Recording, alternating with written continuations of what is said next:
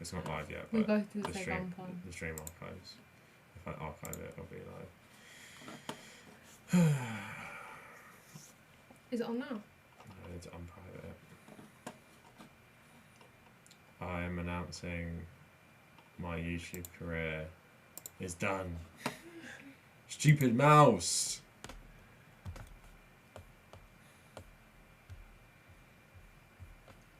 I'll become the first viewer on my phone. Is it on? Yeah. It looks a bit blurry. Do you need to wipe the lens? It's not the lens, it's because my whole thing's in 380. Maybe that's the most real-life. I normally have a smaller picture, that's why. I'll become the first. Not that you'd know anything about that. I do when I can't sleep. I'm only on 41.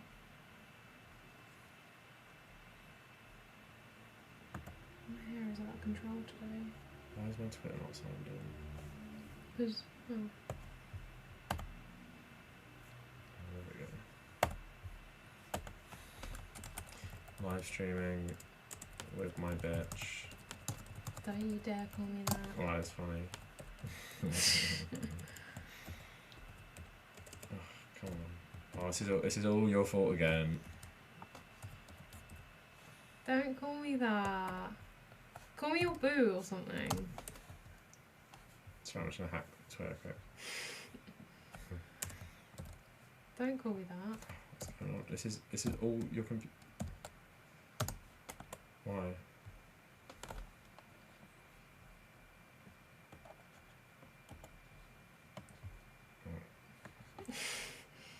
That is so rude.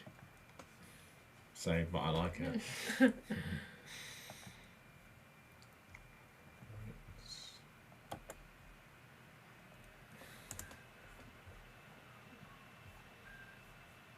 Look, no one's joining. See, I told you you're not the star attraction. No one wants to watch. Yeah, let's change the stream then, quick. That's so mean. Oh, wait. See, the resolution is bad, which is not optimal. Why is it like that? Turn off, maybe the Wi-Fi.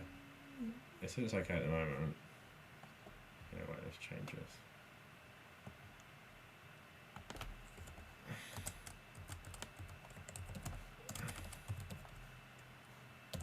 You really think it was the name? It was like 2 minutes.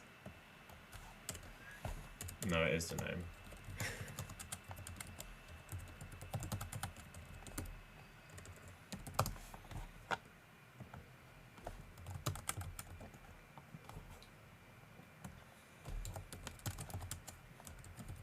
There you go. See, now Why don't you do like flocking. feat or featuring? Because you're not famous and no one cares.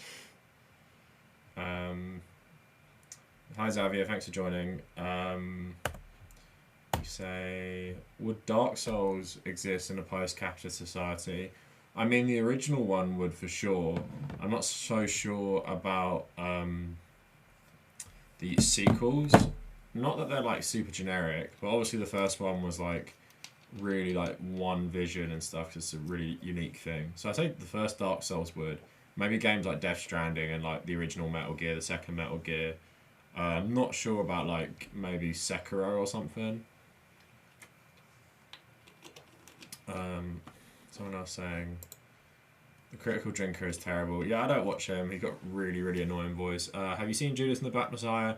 No, I'm really bad with movies. I don't really watch most of the newest releases and stuff. Crossover stream, yeah. Yeah, Hollie's like a really famous YouTuber, so that's what makes it so special. My channel's on hiatus at the moment. Yeah, we're like we're a YouTuber couple though. No, I can't hack it. Hollie always tells me, by the way, everyone, Hollie always tells me how rubbish my YouTube is, and she always berates me. She also thinks that 40k is rubbish as well, like 40k subscribers. She thought 10k was cool back in the day, but she doesn't think 40 is cool. No. Kavernacle likes to tell lies that sound realistic, but they're lies. Mr. Robot is better than Game of Thrones. I'd agree. Holly didn't like Mr. Robot to start with because she spent the entire time being annoyed that I told her to watch it, so she thought it was crap until season 3 because she was hating it before she'd even given it a chance. So I'm trying to make her watch it again, but she won't. No, it's And just... do you know what she watches instead? She doesn't have time for ever watch Mr. Robot again, but she makes sure she watches Love Island every single evening. That's so unfair. You're painting me so inaccurately. And she was right loving now. Love Island today, where the couples had to like strip tease for each other, and she was like, oh, this is. She's like, I might like.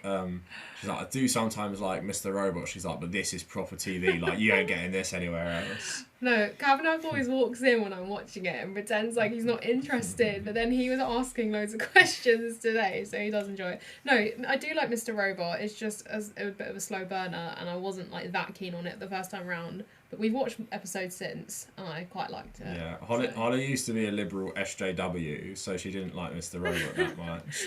That's not true. Opinion on ContraPoints?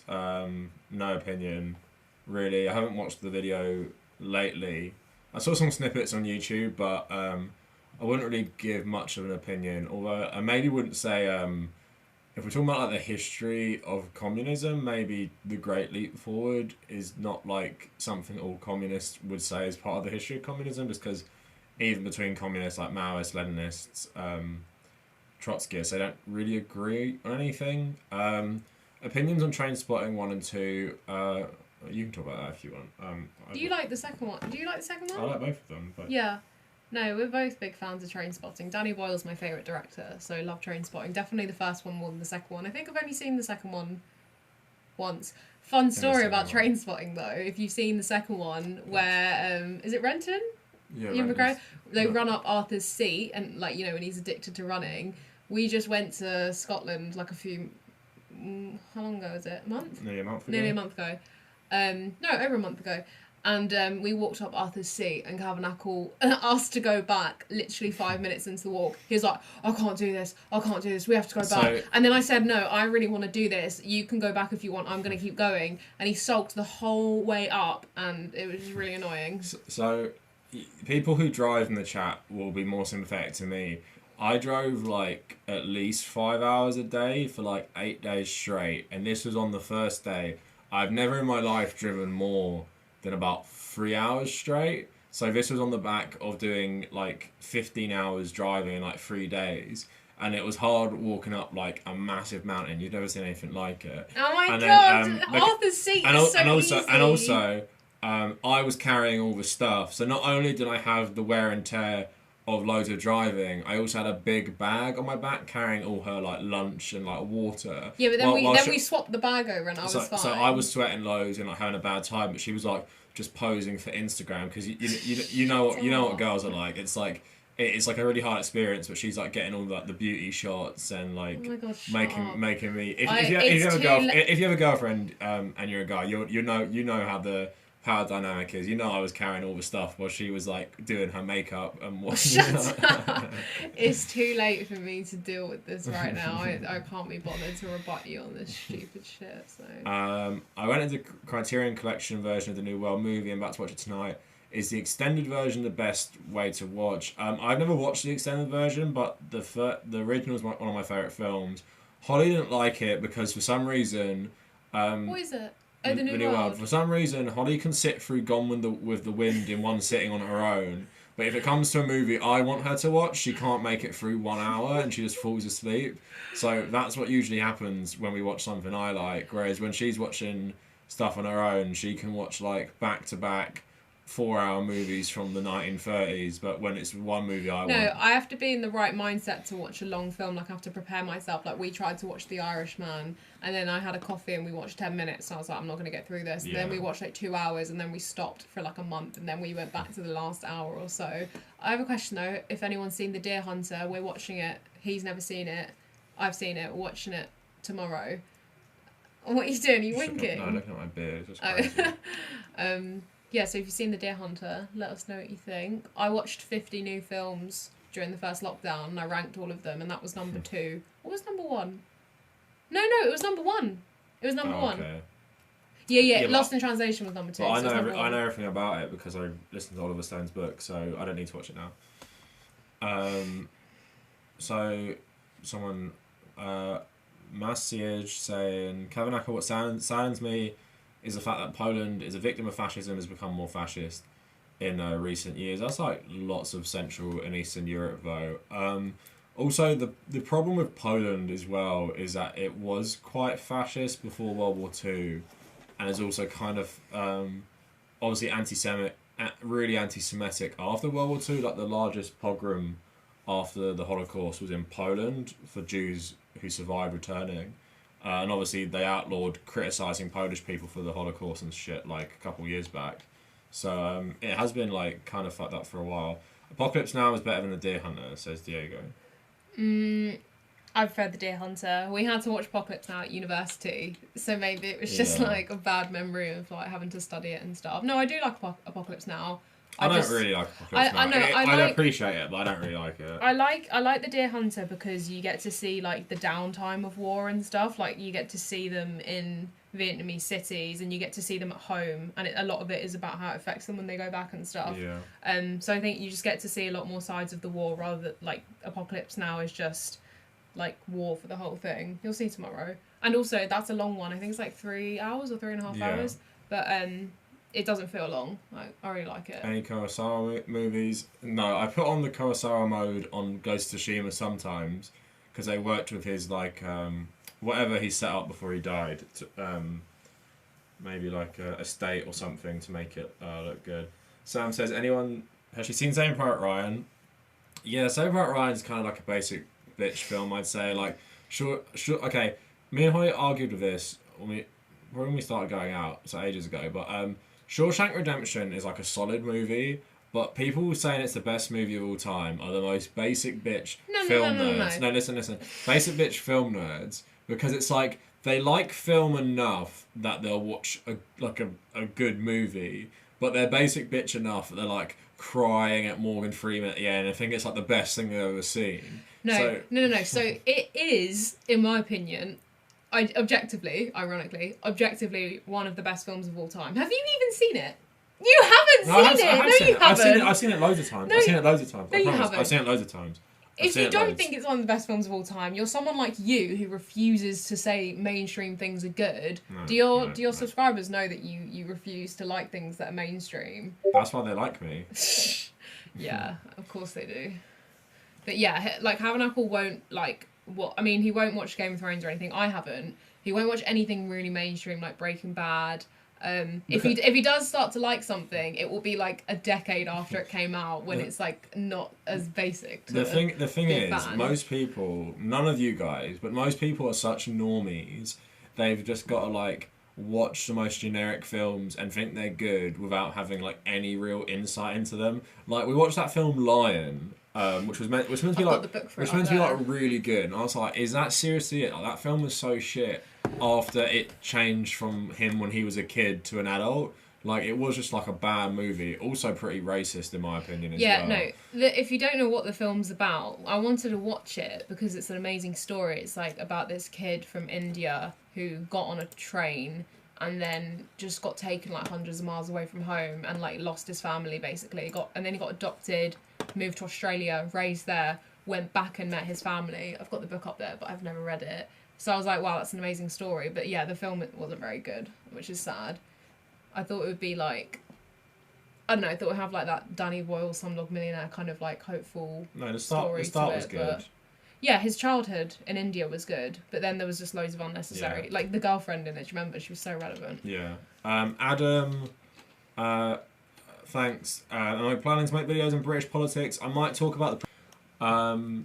but if you watch like Novara Media or Owen Jones, if you want to talk about UK politics, I don't really cover UK politics anymore just because it doesn't really do well. And I just prefer doing other stuff now as well. Chocolate Orange, yeah, I said it, there you go. No Chocolate Orange from at Holly's house. Someone said they didn't want to watch my video because it was not in the same place I normally film them, which I thought was really weird. Wait, someone asked about Love Island. I want to talk about it more. Oh, opinion on Love Island. Right, so Holly's been watching it a couple years, and literally I can't believe what I'm watching when I like just watch. No, I highly doubt anyone in this stream watches Love Island. But no, loads of Americans love it now. Oh, really? James Gunn loves it. Yeah, I know. Is he American? Yeah, what do you think he is? I don't know. I thought he's British. Since when? I don't know. No, Since when, you fuck? Shut up. Who am I thinking of? Oh, I think I'm thinking of, what's his name? Shaun of the Dead director. He was on the documentary. So this is what happens when you watch Love Island. Anyway, you become red-pilled. What were we saying? Yeah, no, I was trying to explain. There's like a bit in Love Island where all the boys and all the girls that are in the villa, like one set goes to another villa, and then a new set of boys and a new set of girls come in. And I was trying to explain how much drama there was this year, and it's just such good TV. But interestingly, a lot of people are saying it might be its last year, because if you are familiar with it, like a lot of people have I think 3 people, or like two former contestants and the host Caroline Flack have left the show and like ended up committing suicide. So there's loads of stuff, like loads of controversy about the impact the show has on people's mental health and the like public backlash they face after. And this year's been quite like, there was like, this girl had this massive like breakdown or whatever, and then a few episodes later she was apologising to the guy, and it got loads of complaints to Ofcom. So everyone was like, 100% she was told to do that. So it's like, you can't have both anymore. You can't have this like good reality TV and save these people's mental health. So also, watch this video if you care about Love Island. This ex-Love Island contestant has made like some sort of red pill podcast channel where he pretty much just has like Andy No, Jordan Peterson and Sargon of Akkad on all the time. So if you watch Love Island, you're going to become some sort of fucking Nazi or something. Yeah, but can I just say, the challenge on it today was the boys and the girls each had to do like not a striptease, like a lap dance for each other. He came in and only caught the boys half, and he was like, oh, did the girls do it as well? And I was like, yeah. And he was like, were they good? And I was like, what do you mean were they good? I was like, what do you mean were they good, you perv? And he was like, were they good? Were they any good? And I was like, they were fine. And he was asking so many follow-up questions. And he was like, were they actually good? No, so the boys were all super cringe. So I was just asking if the girls are good. Sam, thanks for the donation. Appreciate the $2. Thoughts on Forrest Gump? Forrest Gump, yeah, solid movie. Fits into the same category as basic bitch movie. Like, everyone likes it. But it's solid, though. I don't mind it.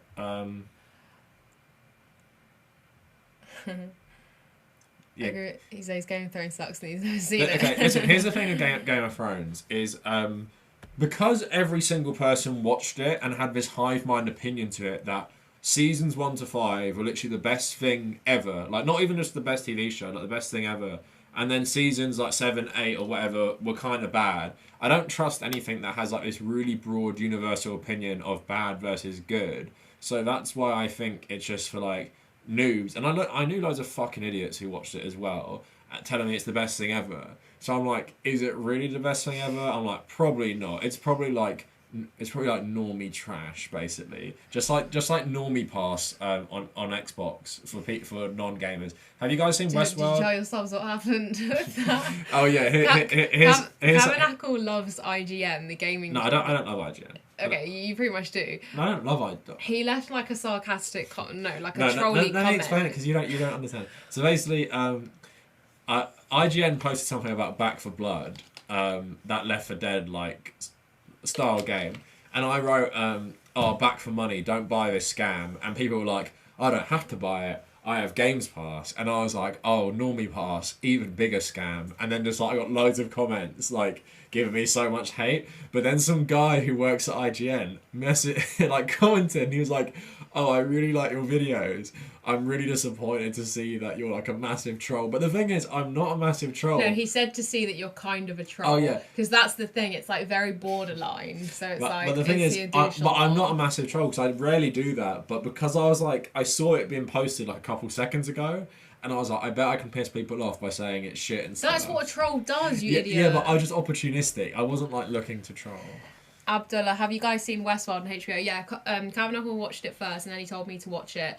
I honestly found it quite hard to get into, surprisingly. Like, you always say a lot about like shows and films where it's about setting the scene and about building atmosphere and like the first. Yeah, How many episodes in is it where it's just like scene setting? I don't think Westworld's the best example of that, but I do like season 3 for doing that. Yeah, it like I don't know. It's so like on the surface it looks like something I'd really like, but I genuinely found it quite hard to watch each episode, and especially the modern in the city stuff. It's just kind of like some of them. No, the thing is, with Westworld, a lot of it is not boring, but it's just fine. But then there's some really good episodes, like the train episode. The episode in season 3 with Tessa Thompson, like keeps like scratching her skin, and then she's like in that car and she gets trapped. That's a good one. The Man in Black, I really like Ed Harris, so like he's good. Bernard's not that great of a character, but yeah, I generally like Westworld. Like the soundtrack's obviously the guy who did Game of Thrones.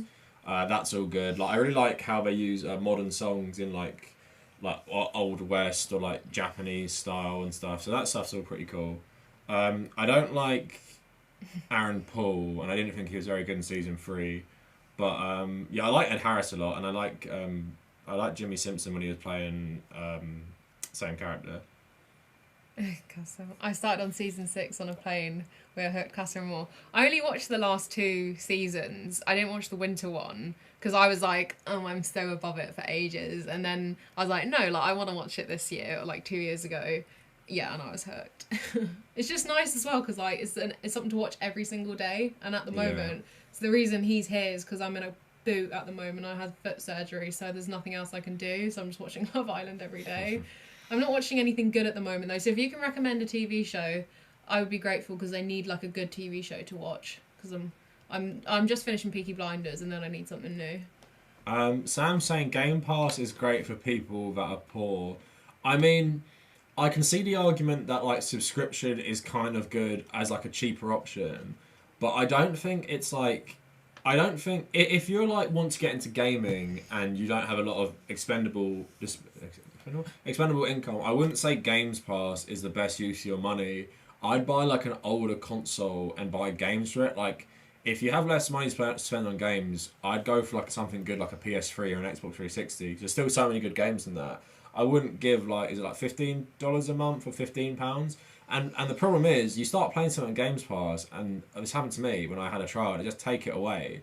So you don't really have much ownership of it. And also, like Hideo Kojima was saying about physical media, I don't want, like, imagine if all gaming is streaming in the future. Like, you don't even buy it on a storefront. It's all just a subscription. So you have EA subscription, Xbox, PlayStation. And like I was saying in the last stream about Disney taking over TV, because the streaming service is so good at the moment, you don't want like these monopolies growing on gaming. Like imagine if you just can't buy a new game anymore. Like you have to pay a streaming subscription, and technically, even when you buy a game off a store, you don't actually own it. It's in the agreement you agreed to. You don't actually own it. You like buy a license to play it. It's really strange. But imagine that taken to like a further extent where you don't even get the game. Like you can't even play it. Like for my Switch, basically, if I never go online again, I still have all those games downloaded on my SD card.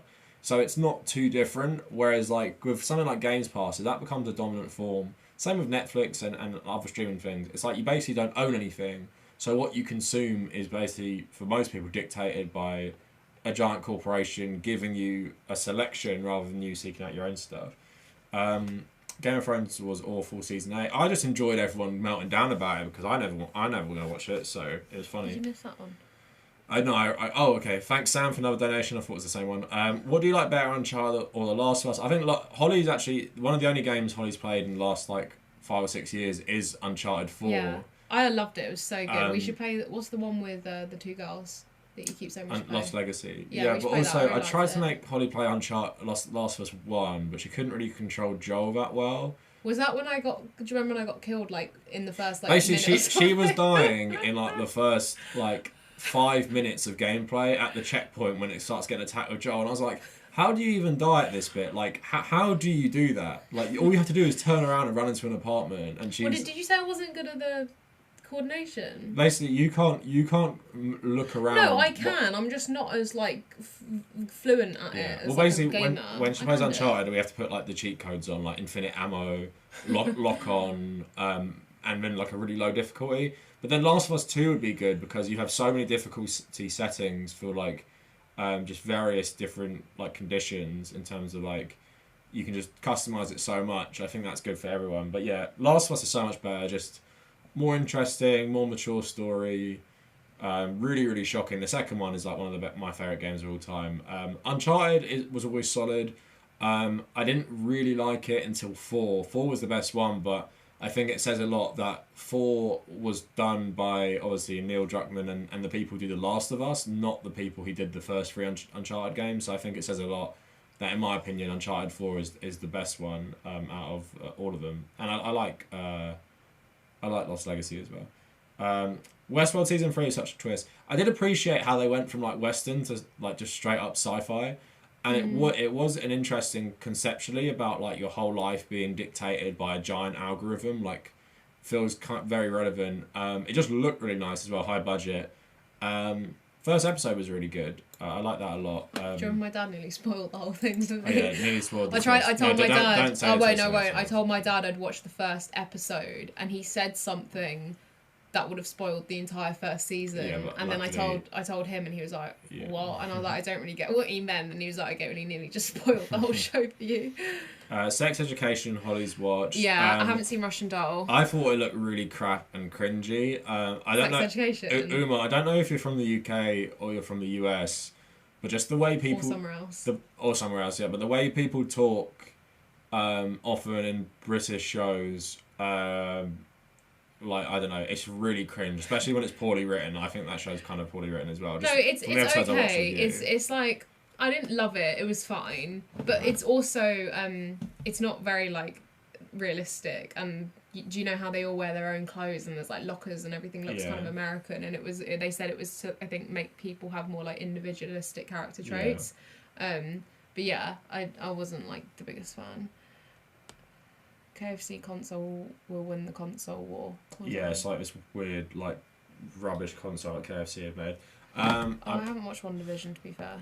Holly doesn't watch Marvel stuff, and although I don't like it, I've watched most of it. WandaVision was solid. I'm watching Loki at the moment, and I like it because Tom Hiddleston's so good, and it's just like quite funny. And I said on the stream on Tuesday, like Marvel movies started off as something very different. Like Iron Man 1 was so different from any superhero movie. And I think Loki and WandaVision are also like very different for superhero TV shows, especially WandaVision. But I feel like just with the movies, they'll just become more and more like this mold, and I think they'll become so similar to each other. And that's why I was talking about like monopolies, like Disney Plus, or just Disney owning so many of the top films every year. It just becomes so sterile, and like I was saying on Twitter as well, it's like film as a capitalist product in that it's solely designed just to appeal to everyone, meaning it has to fit in a certain box, otherwise it won't generate, the most revenue ever. Like I said on Twitter, you're not hiring David Lynch and Terrence Malick to choose a Marvel character and then make a random movie that they want because you want to see what someone can do with it. It's literally just to make a bunch of fucking money. So I can barely retain the plot of any Marvel film that I've watched. Do you remember we watched all the Captain Americas and I liked it at the time? And then the last of it was at uni. Do you remember? We watched 1 and 2 because we're going to go see 3. I think. Yeah. So that's watching all of them. Oh, okay. And then we watched, what was the last Avengers? The Infinity War. Snapping one. That was good. But everything else. But I think when you don't like a film, you just moan about it and actively try to not watch it as well. I do remember you. I remember you watching the first Captain America. The person who's saying how they don't like Game of Thrones and they haven't even seen it. Yeah, but I do remember you watching Captain America and just. I liked Captain America. The first one, I remember you just like actively trying to fight against watching it while you're watching it. So. Yeah, probably because it looked boring. Switch to a better console. I have all the consoles basically, so I don't really care. But I like my Switch. GF watches Sex Education so bad. Your thoughts on the Batman Arkham games? I don't like 1 a lot, and I actually don't like Knight so much, but I think Arkham City is like a perfect video game. It's so good. Like, amazing story, great acting, and just like such great progression, and even the world, just like the way it changes throughout the game, different factions taking over, parts getting destroyed. I think it's like, I could recommend Arkham City. I really wish they put it on Switch, actually. I could recommend that to anyone. It's such a good game. I loved that when I was about 16, I think it came out. I bought it full price as well. Like back then, that's a big deal. Like paying like £35 for a game. But yeah, I thought it was amazing. I think the Spider-Man games are like a good like legacy of that because I really enjoy those games as well. I think you could just recommend them to anyone. Just really solid. I think it's the best version of Spider-Man in the games. Do a stream on Twitch. I'm probably never going to stream on Twitch. We'll see though. Are you part of the boutique left that hates Jimmy Dore? I mean, I don't need to go into this too much. Even if Jimmy Dore perfectly aligned with my political views, the fact that he bragged about sexually harassing his co-worker means I hate him, but he's absolutely like a conspiracy theorist and a lunatic as well. So people in America who support like this force the vote cult, and like at the time when it happened, I like said both sides in terms of like I can see why they do it, I can see why people are against it, but like going up to Cory Bush, this person who's like done so much in their local community and then did so much like to make Biden extend the rent evictions, and then you're going up to her when she's doing that, asking her about force the vote. It's so fucking ridiculous. It's such a cult at this point. And it's like Glenn Greenwald and Tulsi Gabbard going on that like right-wing version of YouTube for loads of money.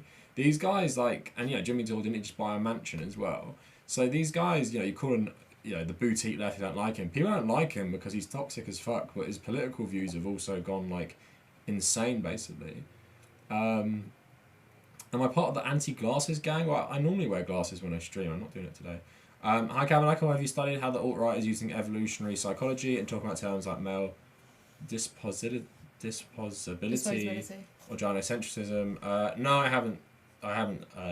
Seen too much about that. Greetings from Spain. We might move to Spain next year. Yeah. Holly, we might move to Spain for a bit. I don't think Holly's prepared for how boring it's going to be, though. If I can just go sit in the sun, I'll be fine. We want to move to Vietnam, but Vietnam's been closed for so long, so we want to go somewhere else before we can go. I mean, Aliov, if boutique left means like people who are against sexual harassment and don't own mansions off doing grifty YouTube videos, then sure. Do I like Hassan? Yeah, he's cool.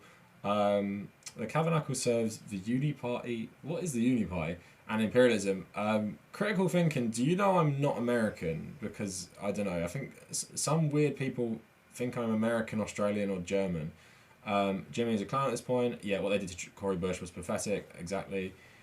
She literally was like a medic at Ferguson, like the protests, the Black Lives Matter ones, the original one in 2015. And then you get fucking idiots going up to asking about force the vote. It's so stupid. So another thing I wanted to talk about was Holly has this trend of liking really shitty YouTubers, and then I keep telling her when she likes them that they're shitty, and then eventually I'm really vindicated because they're all exposed as being really shit. So Holly was massively into Shane Dawson, James Charles, and David Dobrik, and every time I told her they were like bad people and shitty. You never said they were bad people. You just said they were like trashy. David Dobrik and Shane Dawson, I said they were bad. James Charles, why did you say Shane Dawson was bad? Because of that old like weird shit with the cat and stuff. This was before the cat. No. Yeah, it was because it was in Spain. Pierce made a video on that years ago. The cat and the blackface. Yeah, but the cat thing came back. It came back again, but he made a video on it. Okay, but do you want to know who? Do you want to know who got me into these people? Your sister. Yeah, but she's not me. Yeah, but why do I get all the heat for it? Tell her. So basically, like David Dobrik, I always thought was like scum and trash. Just to correct the record, I don't watch any of them now. So I'd always tell her like stop listening to them, stop watching them. They're so crap. Blah blah blah. And then I made videos on them before the scandal. And then Holly was like, I was like, he's cancelled now. But Holly was like, oh no, but I just like, because you know JonTron, people were like, even though he's a Nazi, I watch his content. Holly was like, oh, even though David Dobrik like destroyed his friend's brain by smashing him into like this crane, Holly was like, he's entertaining and funny, and she's like, and she still loves him basically. I am so tired. I'm not even going to fight you on that. But all of that is a lie, basically. No, basically, I always know. Like, I always know that when someone's too nice and throwing money around, like someone like David Dobrik, I know he's a shitty person. Same with MrBeast. I know. I always know. No, so in the sort of theme of you not liking mainstream things, so he was really like anti David Dobrik, but I was trying to explain how David Dobrik was like the YouTube nice guy, like guy next door. Everyone loved him for so long, and trying to explain how like he was friends with celebrities and he was just like a normal, likable guy. And I honestly thought he was like someone who was just never going to have a scandal, and then he had such a massive one, and now he's never going to come back from it. If you haven't read this already, Rolling Stone did an amazing feature, like a profile about David Dobrik, and it's so funny because obviously with Rolling Stone, often like the reporter goes and spends like a couple days with the person, and you don't know what they're going to do with it. And he definitely thought like, this is going to be my big comeback like feature, like I'm going to be like presented in a really good light, and she just absolutely trashed him. And it's so good, and it's so good at showing like how his personality was so deceptive, but how it was actually his like biggest flaw at the same time. So yeah, not a David Dobrik fan anymore. I was obsessed with Shane Dawson for a while. Not like, oh my god, like I love Shane Dawson. I just really enjoyed his videos, and I loved all his scary videos. They just really made me laugh. James Charles was like just a little bit of a phase when I was traveling in Asia, and I was like bored traveling a lot. I would just like watch his videos. But I really don't watch him anymore. I feel like there's other people I watched as well. Like, I don't know. Yeah, Jeffree Star. Oh, no, I didn't watch Trisha Paytas, to be fair. Oh, Jeffree Star, yes. Had a little bit of a Jeffree Star phase. I always knew he was a terrible person, though, but just when he was collabing with Shane Dawson. And also, she's never had a Kavernacle phase in that...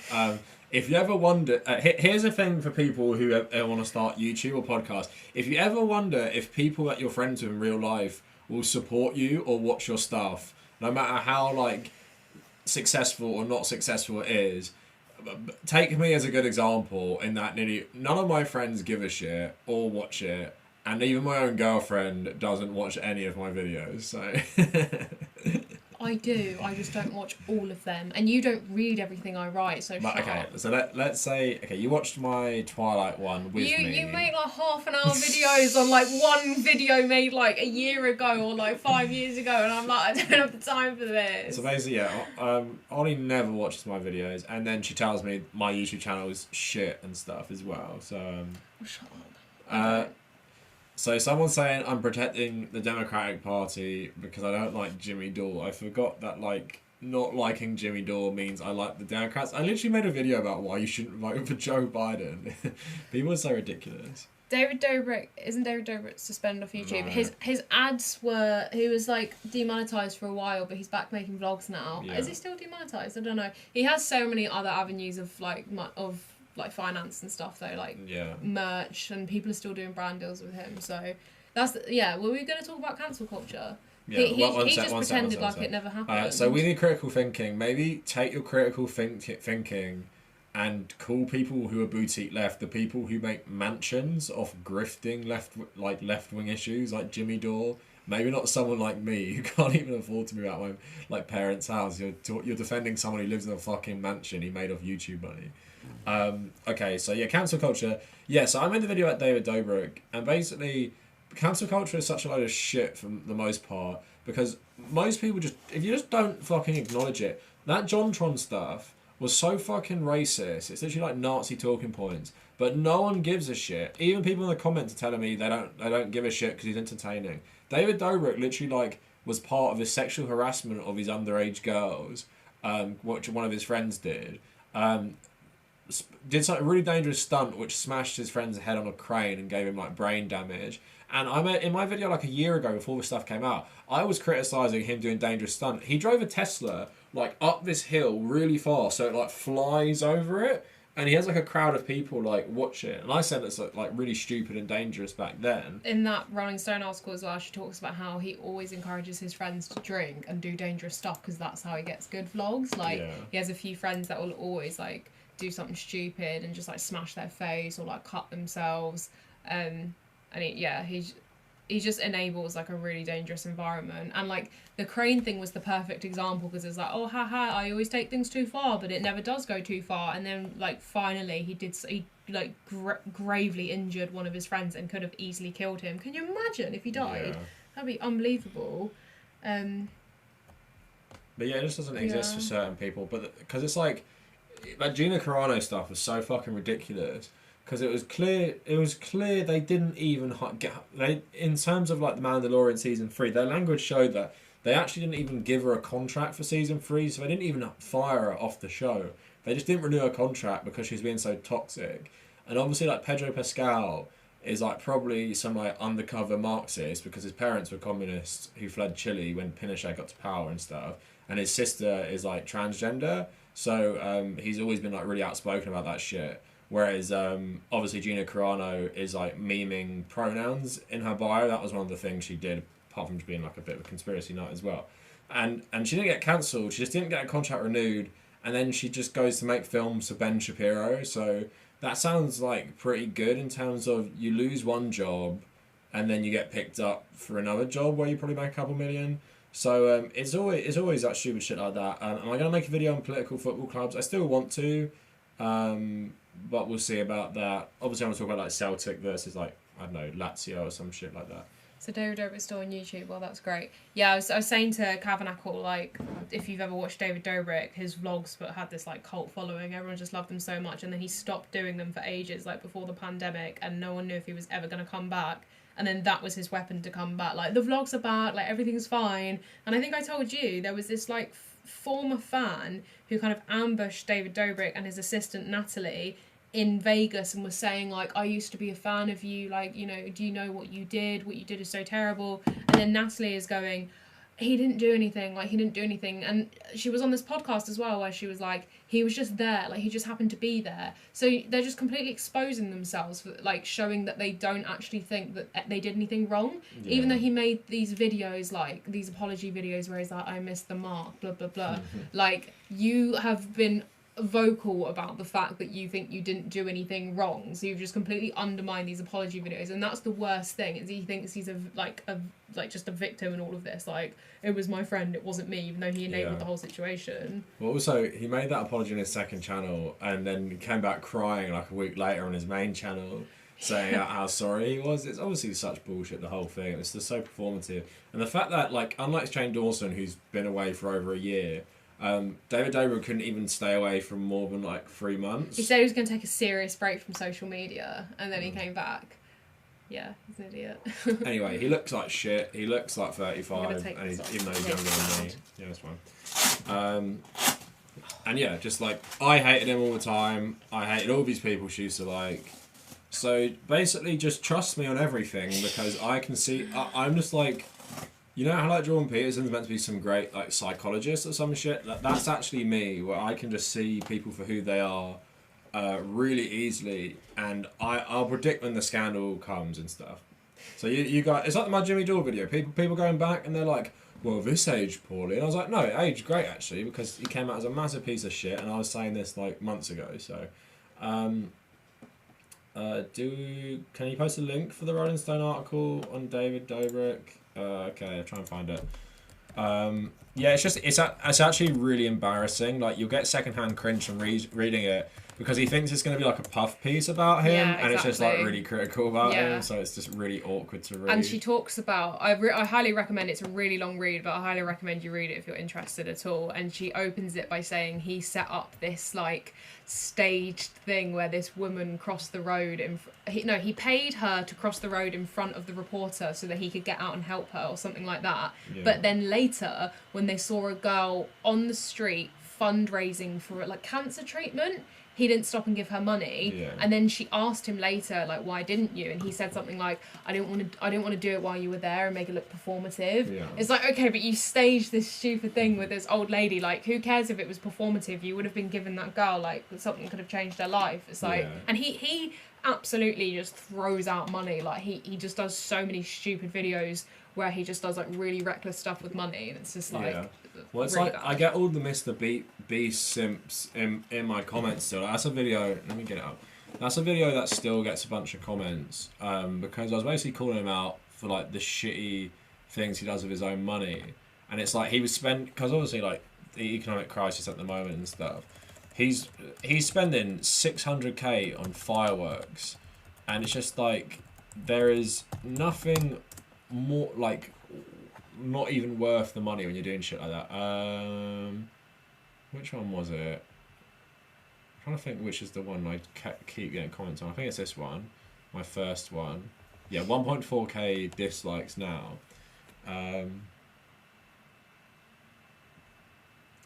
look though. It's probably the new ones, which are all the simp ones. Just okay.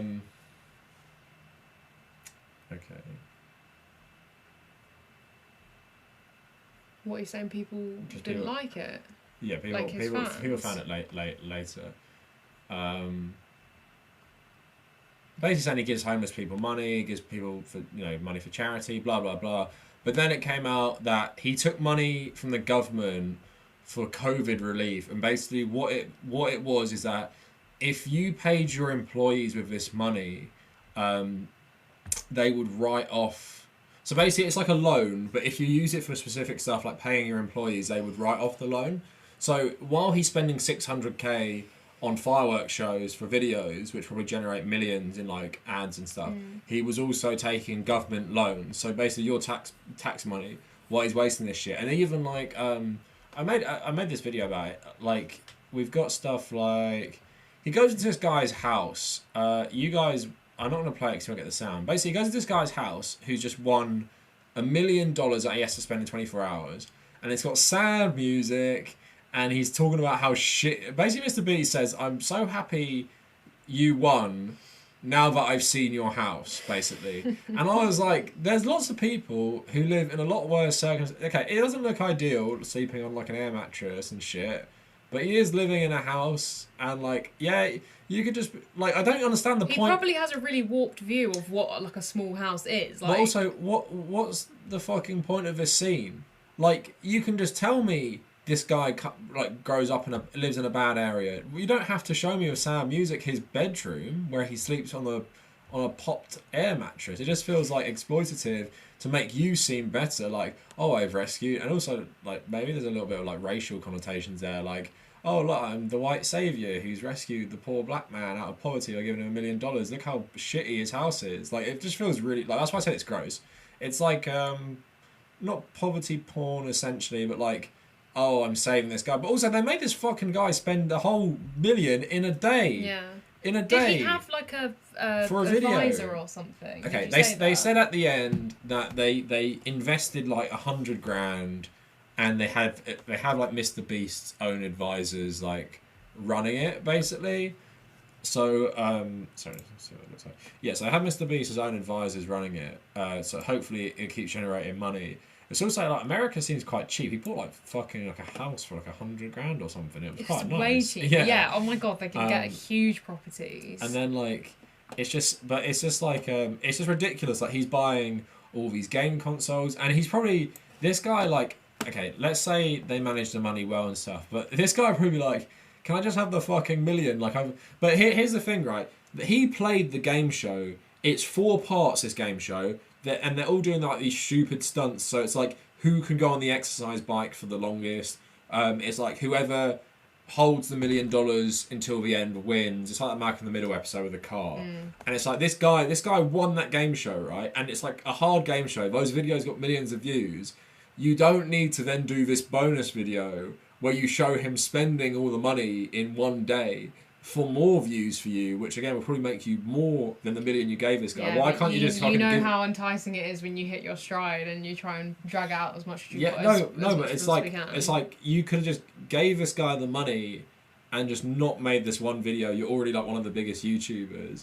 So it's so fucking ridiculous. Someone said here, when the taxes come due next year, homie is screwed. Someone I was talking to my brother about this. He thinks MrBeast gets nearly all of this written off in tax. That's why he spends this money. And he was saying that like it's more about like getting tax breaks. That's why he pumps out this like ridiculous content.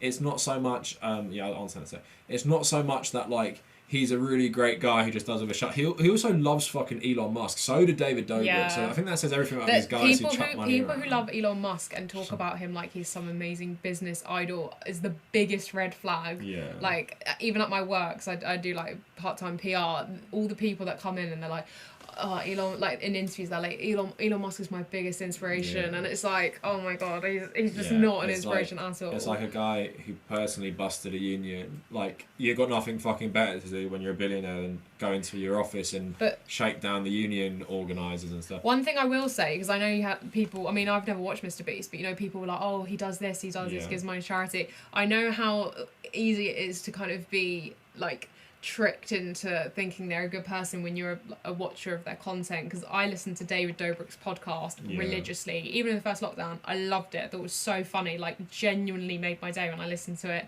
And then everything just got turned on its head. And I tried to explain to you, I was like, no, he is like a genuine person. He's very like guy next door. He's very likable, like, and all this stuff. And then oh my god, it just got turned on its head so bad. I always know it. Elon Musk simps who throw money around are always shit guys. Diaz, thanks for the $10. So nice of you. Really appreciate that. Any good channels? I wrote this on Twitter the other day. My favourite, like, non-political, not favourite, but Jenny Nicholson is really fucking funny. I love her content, just really super weird. It's like mine, but, like, not political, like going into, like, the brony fandom. But I like her reviews anyway, she's just, like, really naturally funny. Breakfast All Day is a film review channel. It's these guys who used to review films on TYT's film channel called What the Flick. I watch that a lot. Easy Allies game channel. I watch that a lot. Girlfriend, yeah, people won't know. So they will. You should edit it. It doesn't matter. And then humanist support in terms of politics, and I guess that's about it right now. What about you, Holly? Got any like really shitty people? Did you say the Young Turks? Yeah, the Young Turks is fine just for like keeping up with the news and stuff. I used to really like it. When what did you say? Have I got any shitty people that I watch? That you want to recommend, like David Dobrik? No, to be honest, I think the channels that I watch are pretty much the ones you recommended to me. I don't really watch channels regularly now. Like I'm pretty out of the YouTube culture loop. Yeah. It's so funny. I remember like every time there was like a Jeffree Star, Trisha Paytas scandal, I'd be all over it and I'd be like watching the video like religiously. And now I'm like, what have they done this time? I don't even care. But Ryan, yeah. I rarely delete comments. Your comment probably just got filtered for spam or filtered for using bad language or something. I don't know where you were writing about the war crimes of the Soviet Union. I don't remember talking about any of that stuff lately, but it's probably in the spam thing, and it's probably deleted automatically. Not that I did it. So I want to know how people pay these taxes, like game shows here in the States show people winning stuff. Yeah, so apparently I've read about this. Sometimes they give people a choice of like money or like a... Actually, I think it's why people often sell the shit they get on game shows, because you've got to pay the taxes. I think like for cars and stuff. I don't know what MrBeast's situation is, but yeah, that guy who won it, I'm not sure, like, is there like a loophole where, you know, could you say that guy's like a contractor on your show and it's his like payment and it's not a gift, and then I don't know if you can get a tax write-off for it. King Cyrus, thanks so much for the $5. Really appreciate it.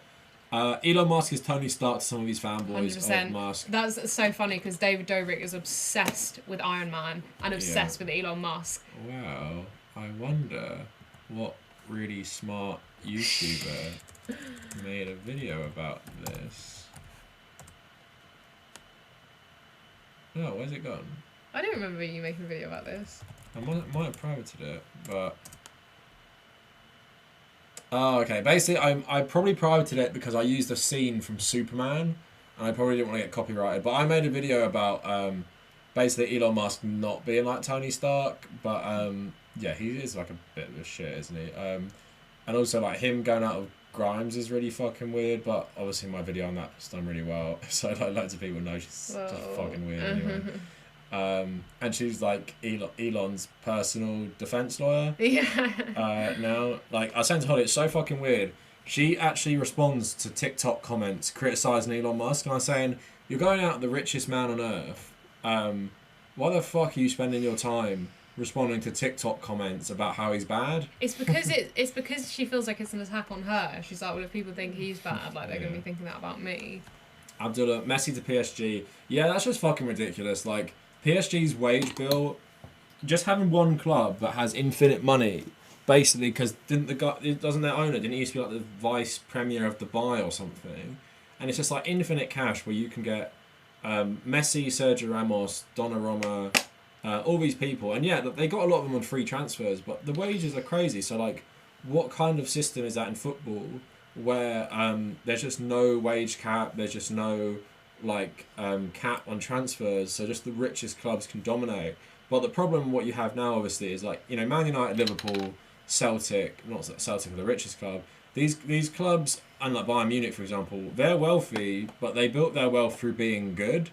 Whereas clubs like PSG, Man City especially, like, yeah, sure, they've won some stuff in their history, but they've never been that good. PSG have never been the dominant French team. It was always Lille, Marseille.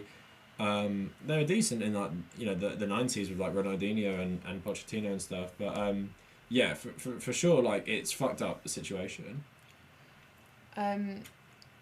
England has a much better... No, don't read that. I'll read Why? that. It's just a politics one. I'll read that. Rude. I've spoken about healthcare. No, he's talking about Jimmy Dore, so... Sorry, I'm too stupid. No, you're not, but you don't really know what he's talking about. Do I support the Super League? No, that's the dumbest shit ever. It's literally like trying to make European football like the NFL or something.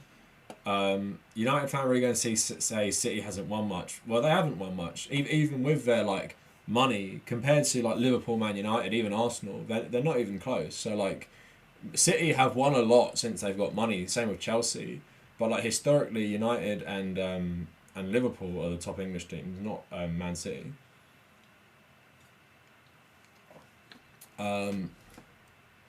So what else are we talking about? Yeah, but the thing is, critical thinking, I don't really care about, like, I like AOC enough on certain things, but you like, the Jimmy Dore cult showing up at her office is just so fucking stupid. It's like the politicians that will be a lock. And do people who follow Jimmy Dore understand how many people in Congress there are? Like, she's one fucking person, and you think she's going to deliver you Medicare for all. Even like the fraud squad, as you call them, it's like 6 or 7 people in a Congress full of hundreds of people. Why don't you go to Nancy Pelosi's office, or like, you know, the leadership, you know, Senator Schumer's office? That's in New York as well. Go there. Go to the people who don't support this stuff. Why would you go harass the person who would vote for it and actually talks about it? It's such a ridiculous logic.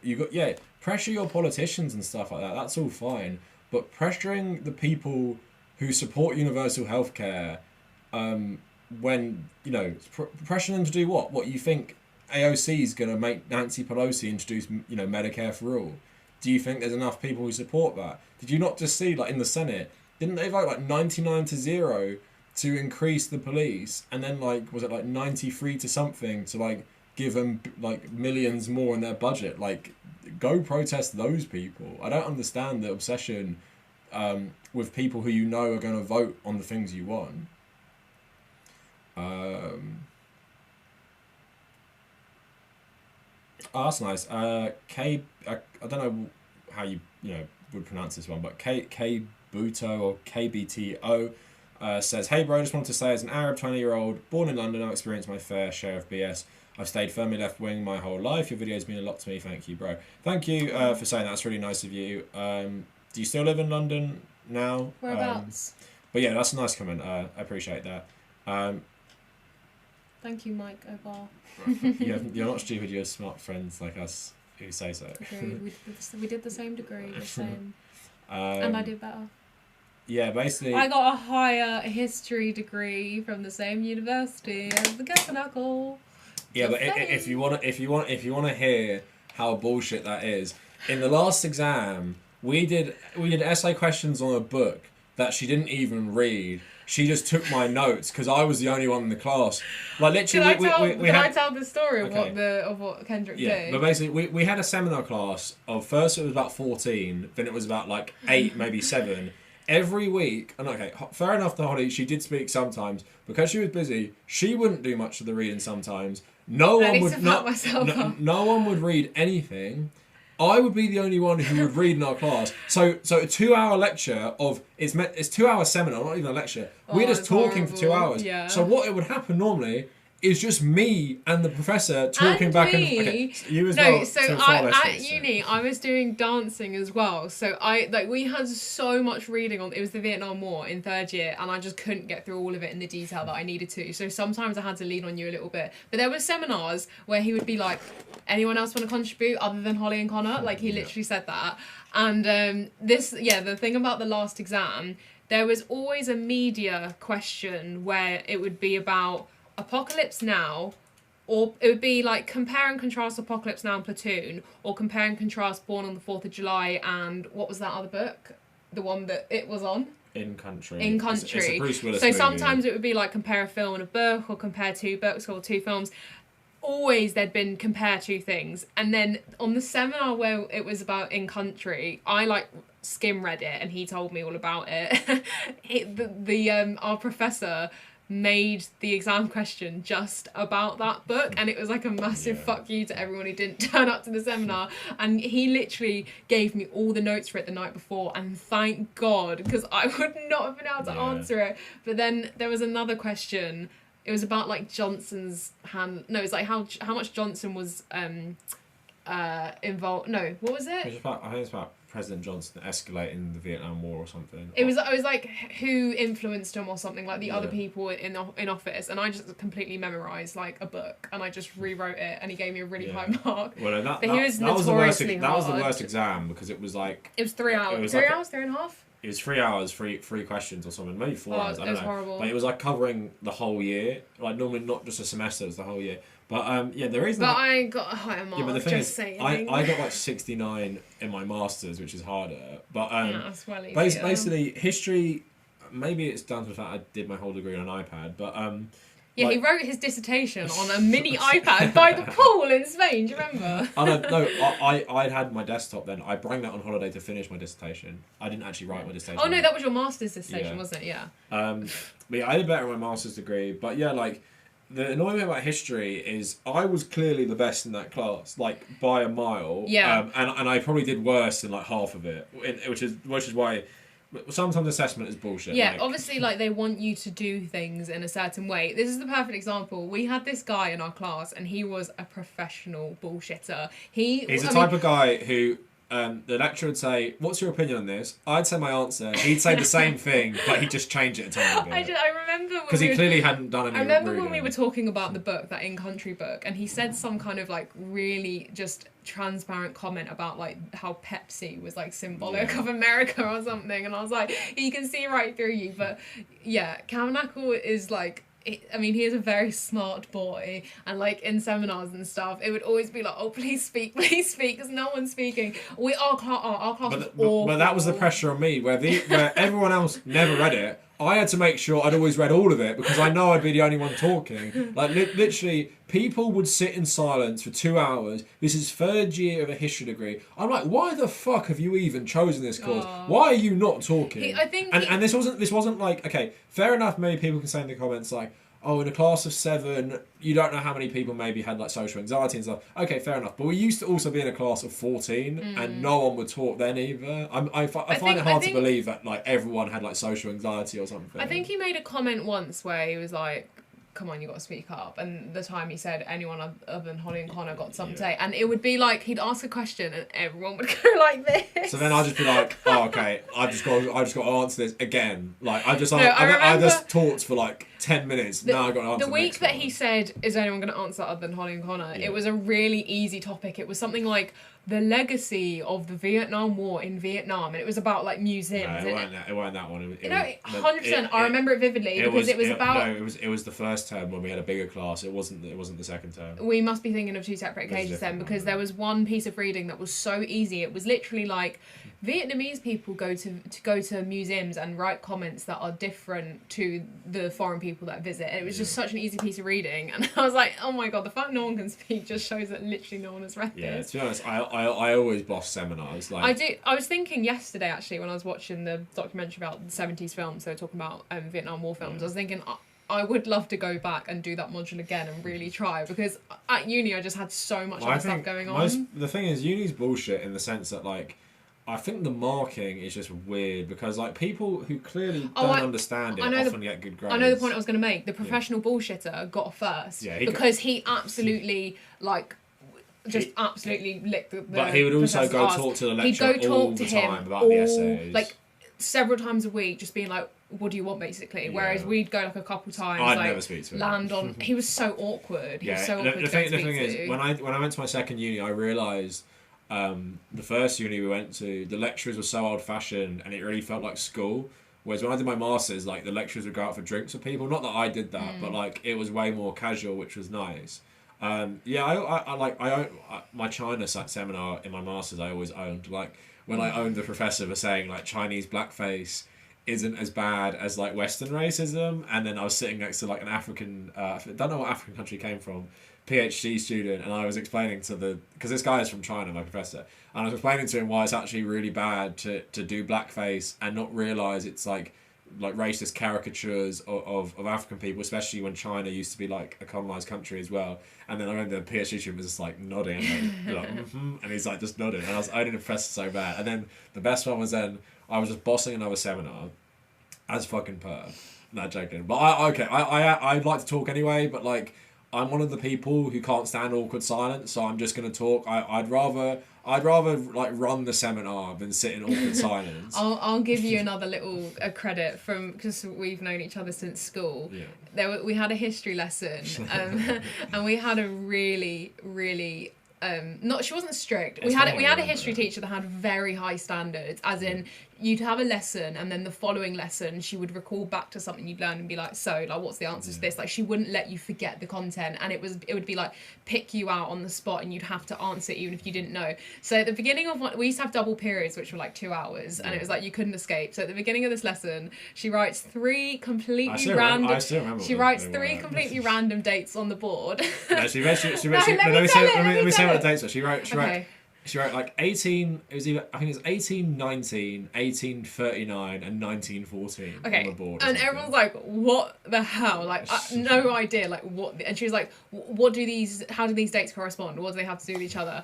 And then he just puts his hand up and he's like, Belgium. No, I was like, it's like Belgium independence, like Britain agreeing a defence treaty with Belgium, and then Britain going to World War One to defend Belgium. And it wasn't even like very relevant to our course. It was like a tiny detail, and we were just going over at the beginning of the lesson. And I remember she was like, "Well done." She was like so impressed. Well, another. We still talk about this. Me and my friends in the same class, taught by like another teacher. I gave this answer, and the teacher was like, "Everyone, stop what you're doing.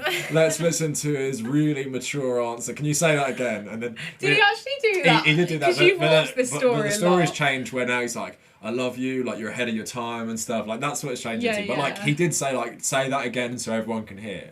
But what was the lesson where he said you, me, and so basically this isn't just in uni. Basically, we had summer homework between year 12 when you're 17 and year 13, which was your final year, and it was basically read this textbook about India and Gandhi and make notes on it. So it was like a chunky textbook. It was like the whole of Indian history. The thing is, me and this girl called Aksa, who we still kind of talk to on Instagram.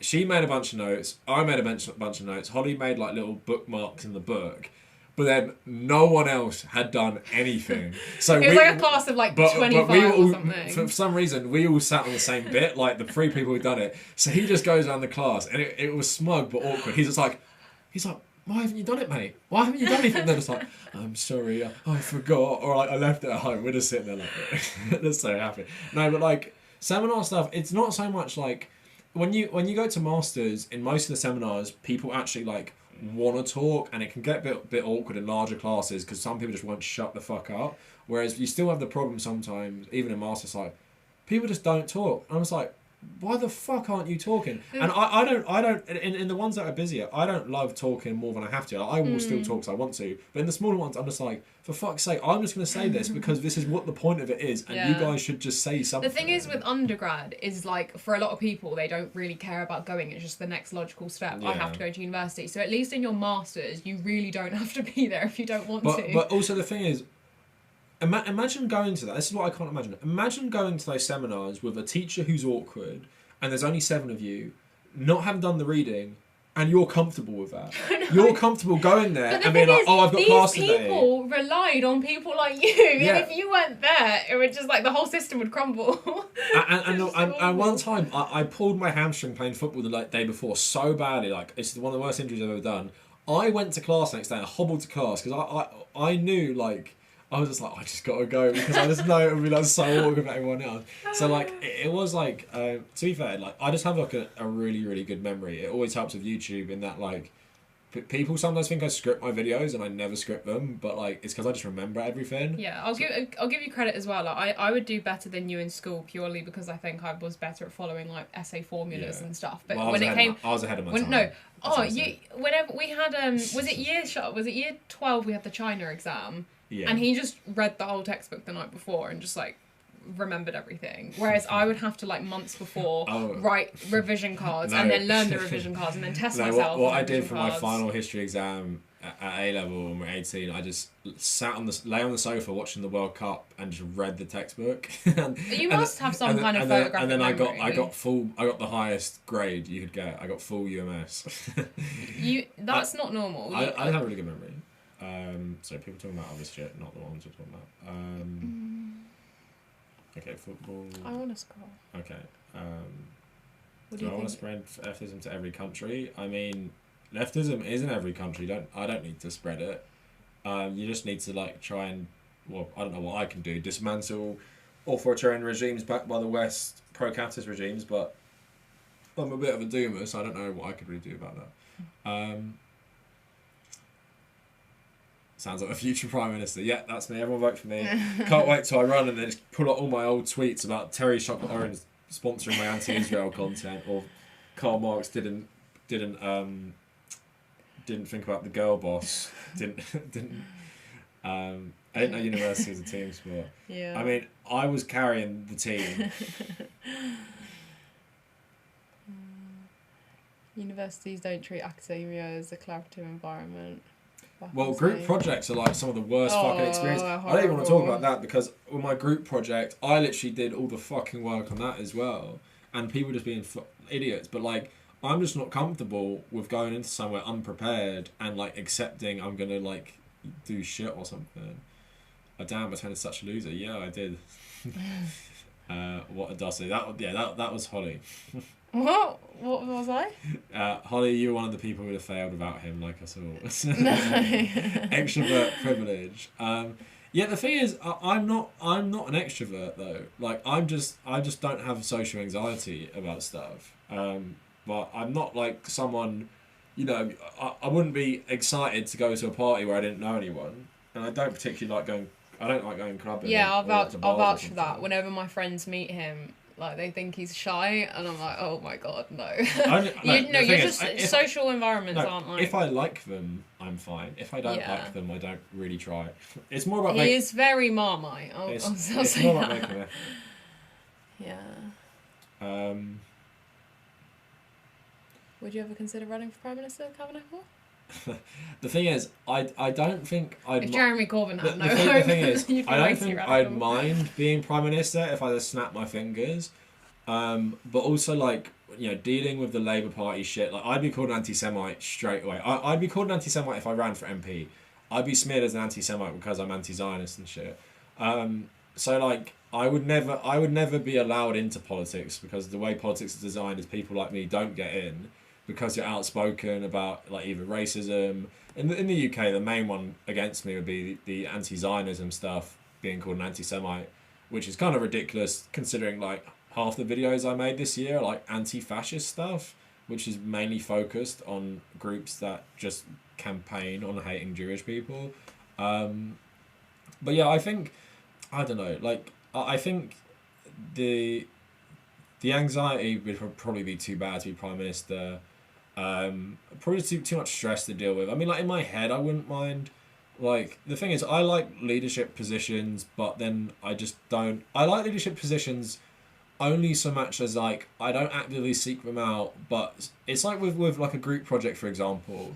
It's like when we did it, it's like I know I'm going to be the leader in the group project because people are either too lazy, too quiet, or just fucking stupid. It is amazing when you're like, if I did not like assume a leadership role here, what the hell would happen? It's just I always know when I go into something like that, I'm just like, I'm gonna be the leader.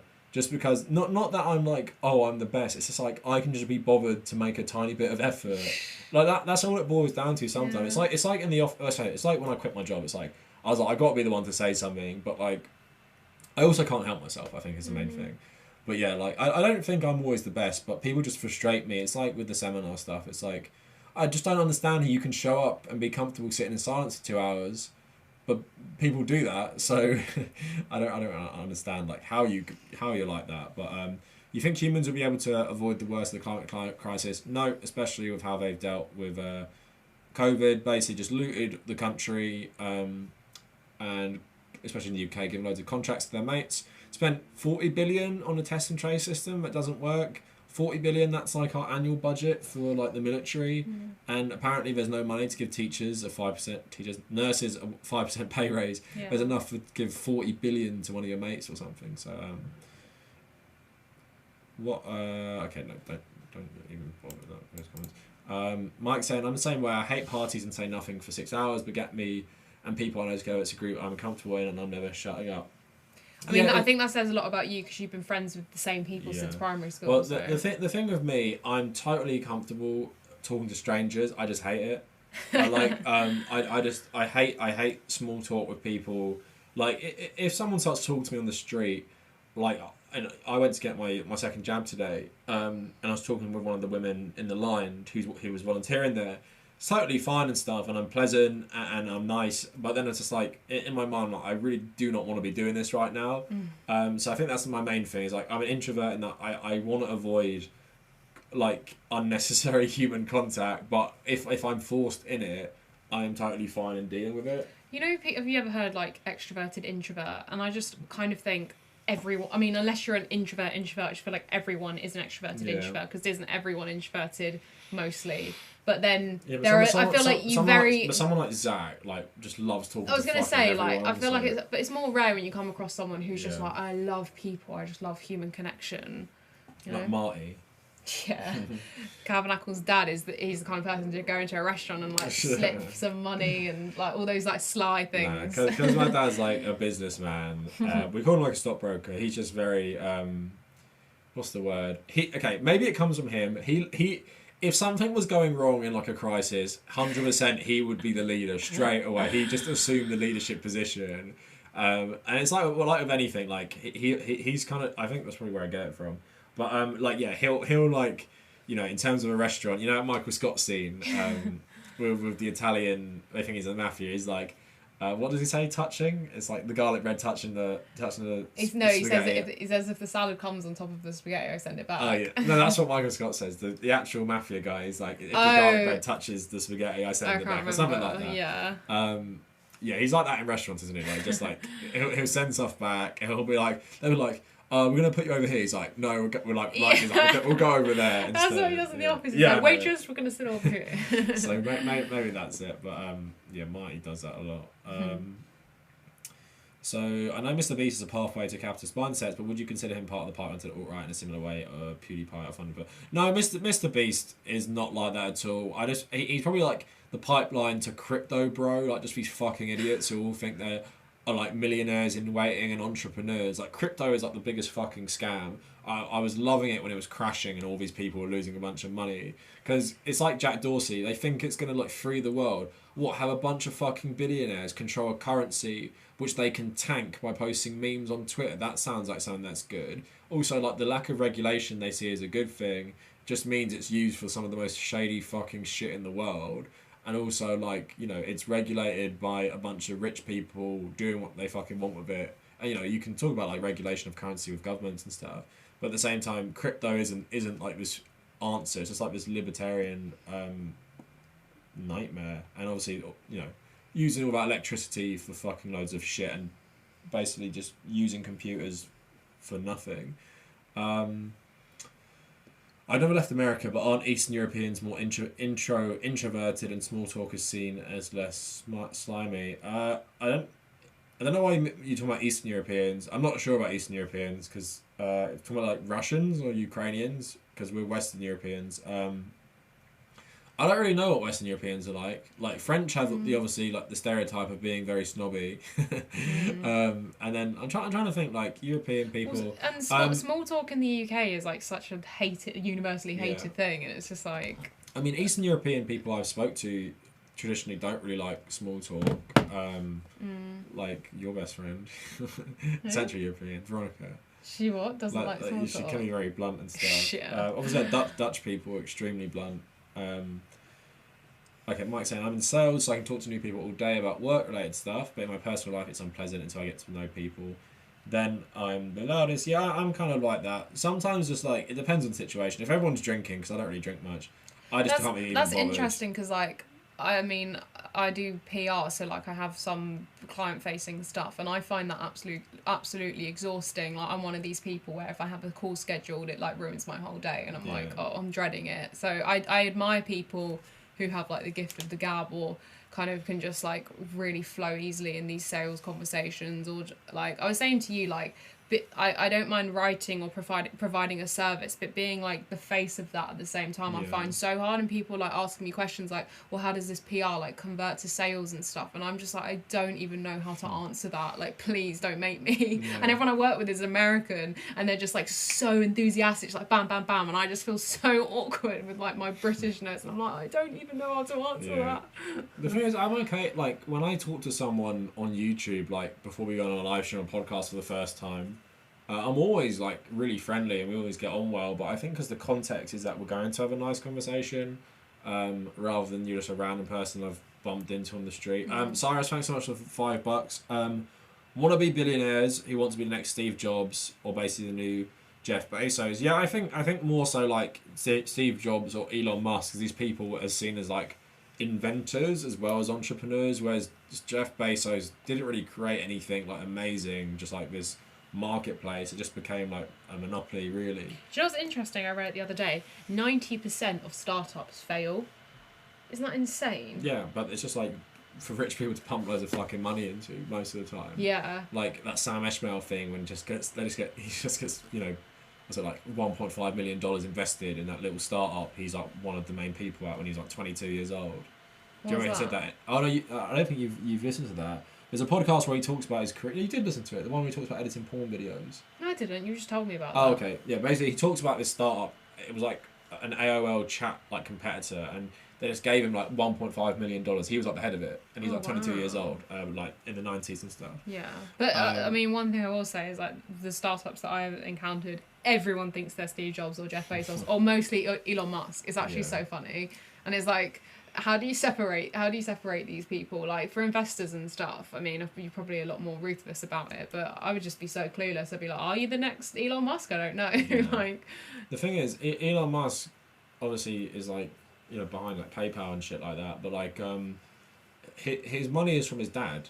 Like he claims he didn't have any money for his dad, but he did have money for his dad. So that's what happens to most of these people. Like Mark Zuckerberg, good education, comes from like a wealthy enough family. I think Steve Jobs similar. A lot of them just come from wealthy families, or at least they come from wealthy enough families where you have the leg up and you have these connections. It's like probably like someone who's in the Tory party talking about being self-made when they went to Eton and Oxbridge and went to like private schools and shit like that. It's like, yeah, maybe you weren't born a millionaire or something, but you were born very privileged to have the opportunity to become and that's one. such a big part of it. Like, you don't have to have had like a big injection of money from your parents. Like, I was reading an article the other day about how to become a successful freelance culture journalist. Like, I do a bit of that anyway, but I was just interested.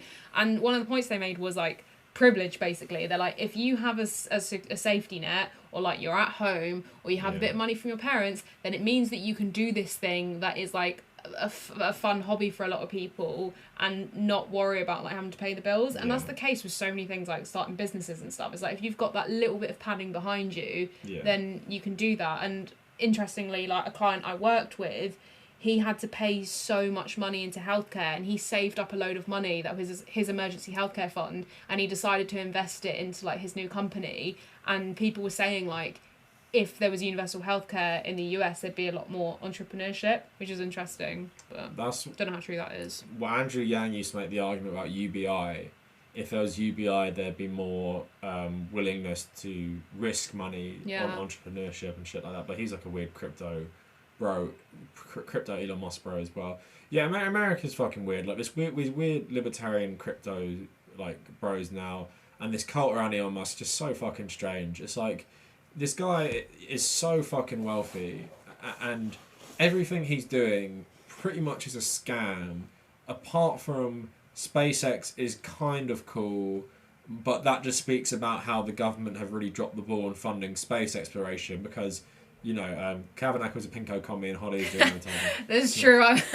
I don't even tell him about half the people I do work for because it's just so embarrassing. She right. asks me if people are like really bad Republicans, and I just go investigate. Oh my god, no! I have to like vet so many, not properly vet, but I'll just look into people, and I'm like, is this person like right wing? Like, 'cause sometimes when their tweets are a little bit like confusing, I'm like, is this guy like a right wing person? But yes, that is true. King Cyrus, thanks for the donation again. Super appreciated. The most dangerous billionaire is Peter Thiel because he pushes weird, scary tech bro fascism. Didn't Peter Thiel was he behind that launch of that YouTube competitor that Glenn Greenwald has just joined and Tulsi Gabbard? Because I think he might be.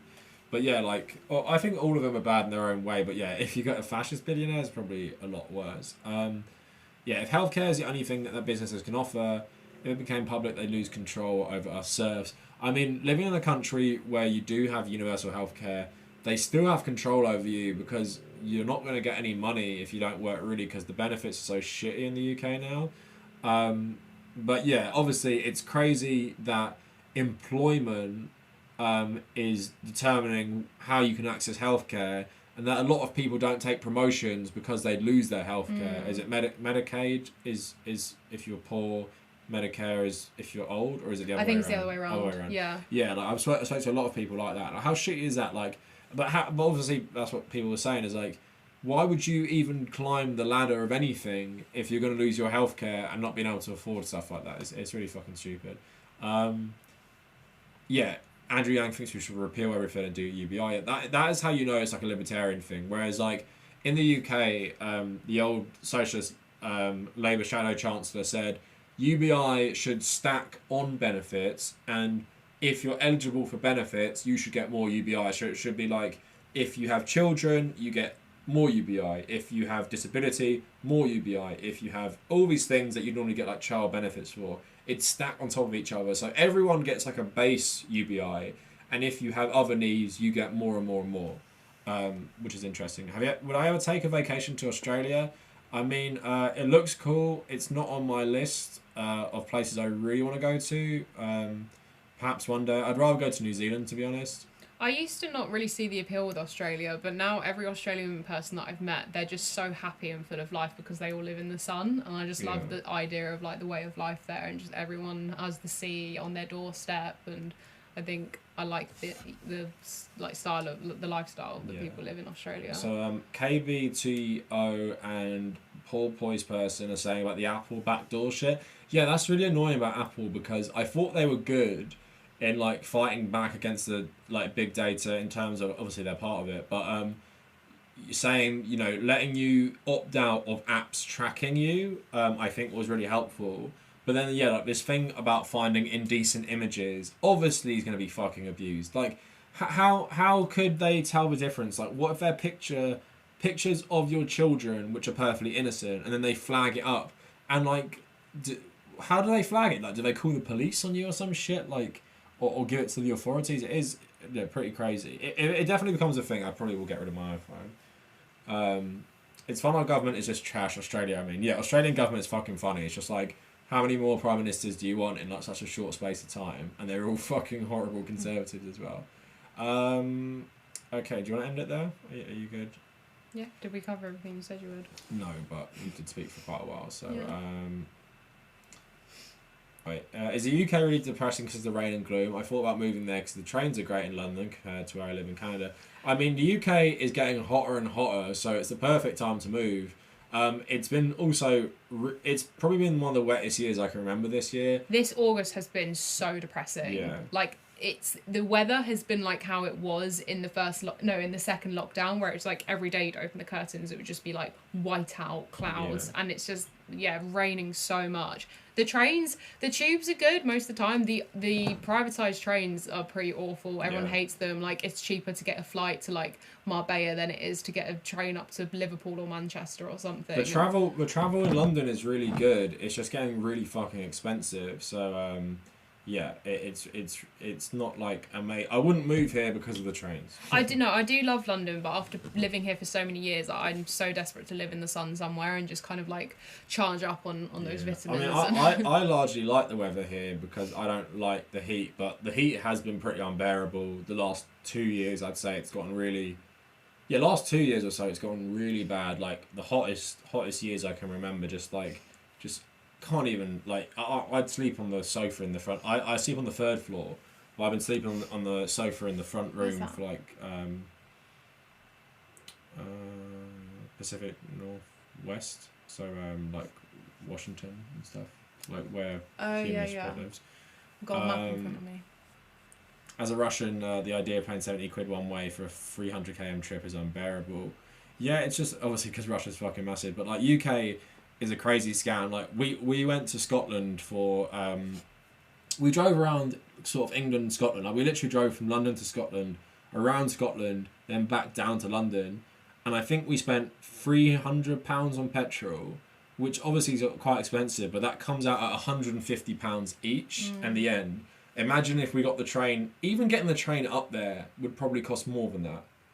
It would cost more than 150 each, wouldn't it? So let alone return, let alone getting the train or cabs around the whole of Scotland. Like, driving around it, obviously, like, very tiring for me, but like the cost was so much cheaper as well. Oh yeah, Portland, Oregon, Seattle. I went to Oregon once, and I said to Kavernacle, if I was going to live in America, that's the place that felt most like home. I really liked it. It's just crazy the weather there. It's also like ground zero for anti-fascists and fascist fighting. So. We went to a donut shop. Who's the person who asked that question? Skippy the alien. Have you heard of? Oh, what are they called? There's like a really famous donut shop there. There's like pink boxes. It was really nice. You'd get sunburn like the people on Love Island. A Messi shirt costs €160. Yeah, all the United shirts cost like 60 quid. It's not okay. It's an acceptable price in that I'll get a lot of use out of it, but it does feel a bit ridiculous to pay that much for one shirt. That's it. Voodoo Donuts. American transportation is so shit. Like, I've read so much about it, especially in New York as well, which is one of the better places. More Hollie in streams, please. She was fantastic. Aww, yeah, but she hates me on YouTube, so that's not true.